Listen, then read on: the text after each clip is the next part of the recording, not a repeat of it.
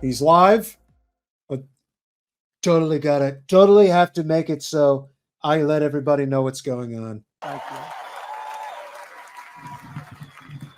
Friends, delegates, and fellow citizens, I stand before you this evening with a message of confidence, strength, and hope.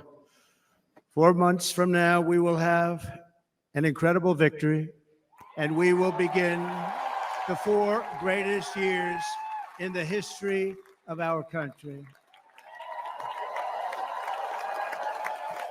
Together, we will launch a new era of safety, prosperity, and freedom for citizens of every race, religion, color, and creed. The discord and division in our society must be healed. We must heal it quickly. As Americans, we are bound together by a single fate and a shared destiny. We rise together or we fall apart. I am running to be president for all of America, not half of America, because there is no victory in winning for half of America. So tonight, with faith and devotion, I proudly accept your nomination for President of the United States. Thank you.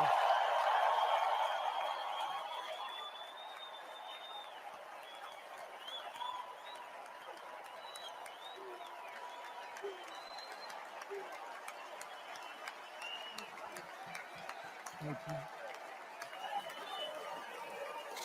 you. Thank you very much.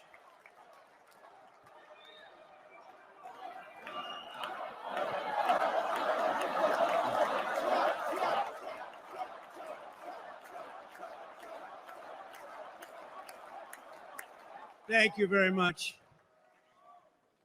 And we will do it right. We're going to do it right.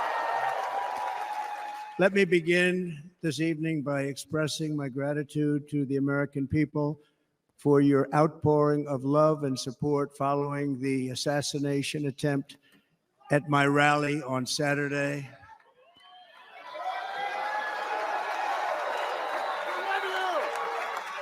As you already know, the assassin's bullet came within a quarter of an inch of taking my life.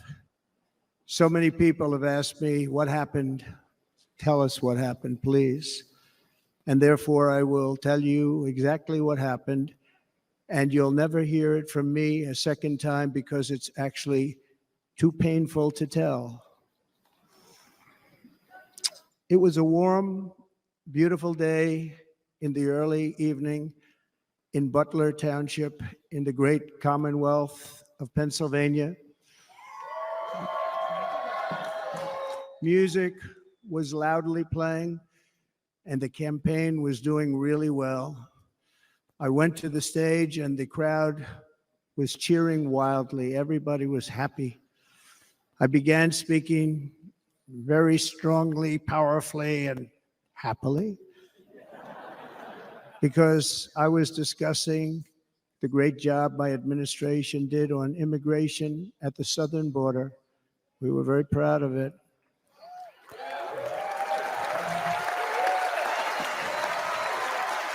Behind me and to the right was a large screen that was displaying a chart of border crossings under my leadership. The numbers were absolutely amazing. In order to see the chart, I started to, like this, turn to my right and was ready to begin a little bit further turn, which I'm very lucky I didn't do, when I heard a loud whizzing sound and felt something hit me really, really hard on my right ear. I said to myself, wow, what was that? It can only be a bullet. And moved my right hand to my ear, brought it down. My hand was covered with blood, just absolutely blood all over the place. I immediately knew it was very serious, that we were under attack, and in one movement proceeded to drop to the ground. Bullets were continuing to fly as very brave Secret Service agents rushed to the stage, and they really did. They rushed to the stage.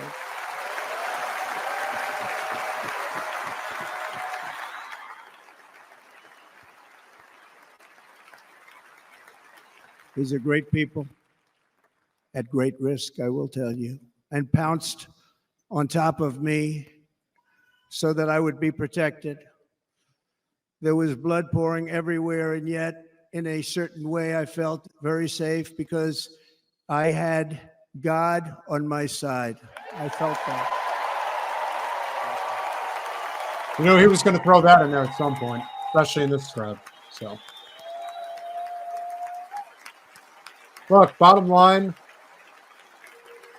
and we'll come back. We can come back to this in a little The amazing thing is bit. that prior to the shot, if I had not moved my head at that very last instant, the assassin's bullet would have perfectly hit its mark, and I would not be here tonight. We would not be together. The most incredible aspect of what took place on that terrible evening in the fading sun was actually seen later.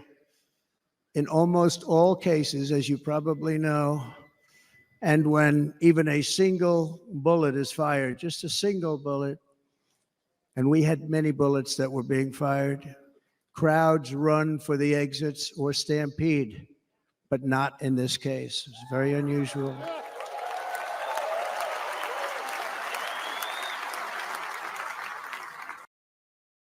It's pretty clear that he prepared himself for this speech. We don't have to continue listening to it, not in this moment. There'll be other clips. That's funny, Henry. Look, I do think there's more of a subdued reaction this time around.